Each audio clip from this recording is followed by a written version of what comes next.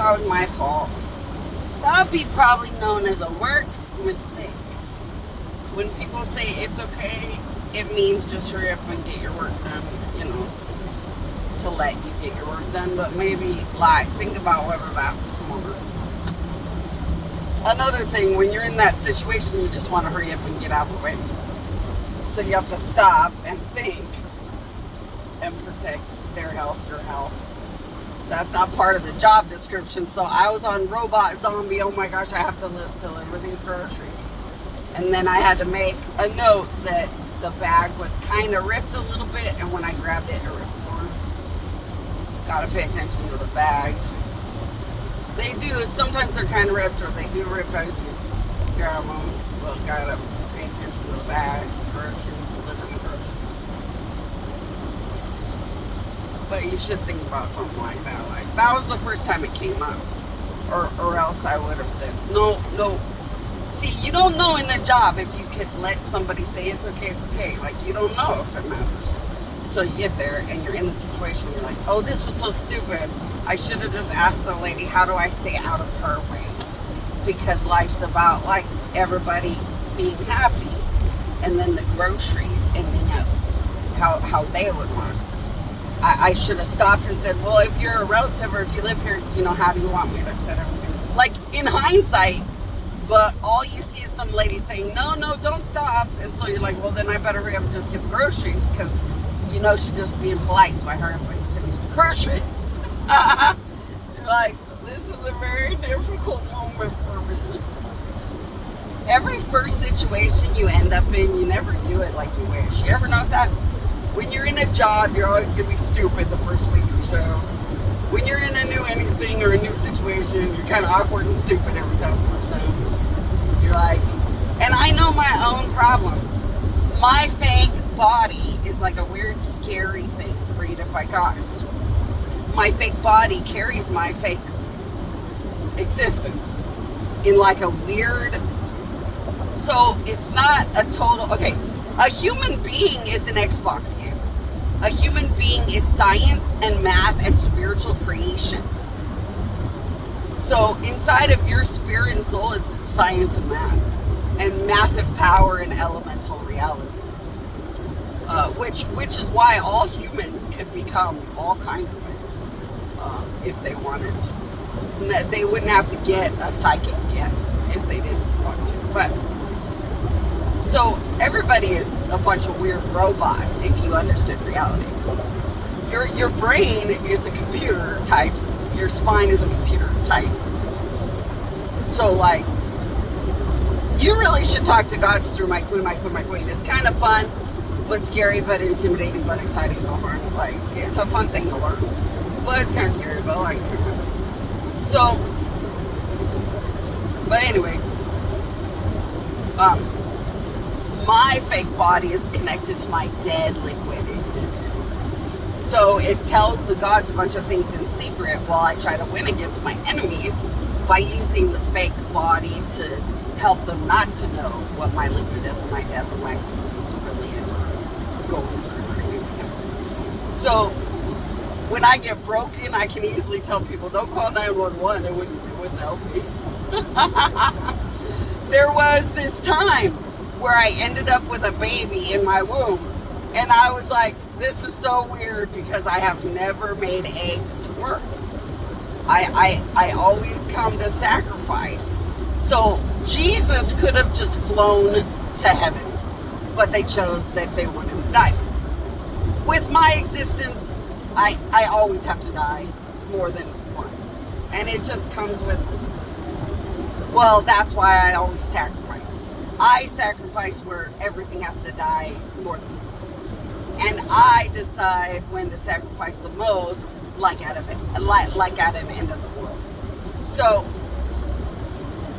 I get good at death, like it's just part of the routine of what you have to go through. But it's big time scary stuff. Death is scary. It doesn't want to exist, and it's very scary stuff.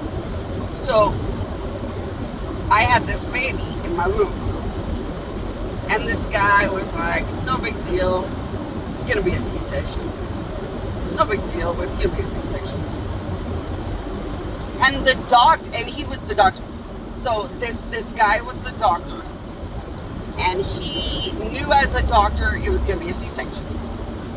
And why was it going to be a C-section? Because I didn't want the baby's head to be gross. I was afraid a bad devil was going to make their head look gross. So I wanted the baby's head to not look gross. And a bad devil wanted the baby's head to look deformed. So I had to fight with bad devils and more when they wanted the baby to look like a deformed head or deformed top part of existence. So I told the doctor inside of his brain constantly, like a weird repetition, it's just going to be a C-section. It's just going to be a C-section. Well, my fake body is not real. So how are you going to pull that off where doctors don't know that you're not real?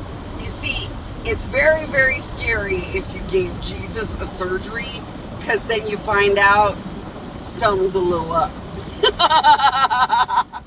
So when I got my C-section, I had to make a lot of fake stuff inside of myself to make it really seem believable. But as this guy is giving me this, he was sewing up my stomach. So as this doctor was sewing up my stomach, he realized that I could feel every ounce of the pain and everything else. And he could put me to sleep forever. It wouldn't make any difference. And it kind of scared him. So I took it out of his brain so he wouldn't be too afraid. And then he was sewing up that C-section and he was like, this is not a normal person, but I can't prove it. You're like, uh-oh. Don't make me have to sit up right now and be like, okay, I know I have to fix myself and actually nothing is real. I was trying to make the perfect illusion for you, buddy. But I have to take a break, so I'm giving myself a lunch break. And I'm kind of excited that the Starbucks will be on that EBT thing, so I don't have to spend too many dollars on something to drink or basic things to eat. So I'm pretty grateful. Well, and I have to take a break because my heart, you can't just keep working, man. But you know what? I have to be grumpy. I have to bitch and complain and be grumpy. Sometimes I wish I could kick my child of God child's ass. Sometimes I wish I could pick up a child of God and kick his ass. And why? I don't know. Because they died. See? I can also prove I have weird death problems. Why would you kick a child of God's ass because he's dead? Because you couldn't save them as a God, so really shouldn't you kick your own ass? Well, yeah, but then you want to kick their ass because they won't eat enough celery or something when you tell them. That part sucks. You tell children of God you have to have more celery. You have to eat more of your beets. You're not getting enough spinach. And they won't listen. And then they're 60 years old, walk into their company and have a heart attack. And you want to kick their ass and be like, I want to kick your ass. If you would have put the damn beets in your damn juicer 84 more times, we wouldn't have been here. Now that I'm done bitching and complaining, though, I would really hope that you guys remember to say you're my queen, my queen, my queen twice a day. Children of God, I would like to harp and bitch like a nagging parent about the Holy Grail of how you should say or think, my queen, my queen, my queen, twice a day. So that the power of God and the power of goodness can watch over your little baby butts. Well, yeah, sometimes you want to kick their butt because they won't listen sometimes. Really, as God's we should kick our own butt. Although if you can't win, you can't win. This all stems from a son that wanted to murder and turned on me and my kids. All I had was me and my kids that were God's. I didn't have anything else.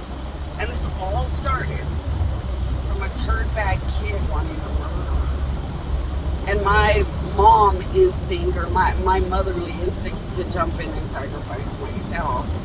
Even though my other kids were starting to talk crap against me, I don't know if I'd wish murder. Like, I wanted to be able to decide whether to give them a timeout or put them on a restriction. I'm just copying this human way the humans deal with their kids. But, like, I didn't have no choice. My children were a bunch of gods. They were turning against me. And then my little crap kid wanted to hurt things and hurt her. And it was like, and I had to just jump in and decide. And it's like, this stuff sucks.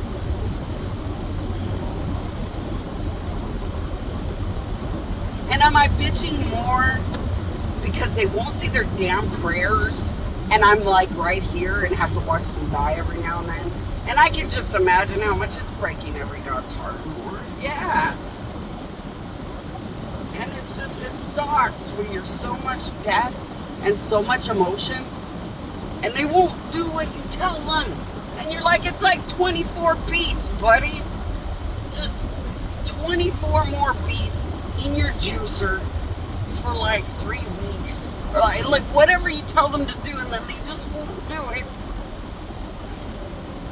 Then you talk as a god and they're like, oh yeah, I remember how you told me to put those beets in the juicer, but like I just didn't like the flavor. But you could put more carrots. You could put more cabbage. Could do some. Yeah, but I didn't want to. Yeah, but now you're at the pearly gates wondering when Jesus is going to show up to judge you and decide whether you go to heaven or hell. Like, Ridley, seriously, over beets?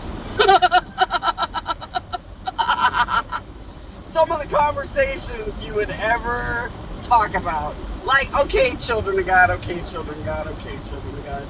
You guys really definitely need to go to my queen, and talk to the gods about stuff like that. You should definitely talk to the gods. You should definitely talk to the gods when it comes to what brought everybody to the pearly gates. And then you can ask, like, what does Jesus do when they won't have enough, like, spinach or broccoli and that's why they died? Does he sit and jump up and down like Rumpelstiltskin because you figured out the riddle?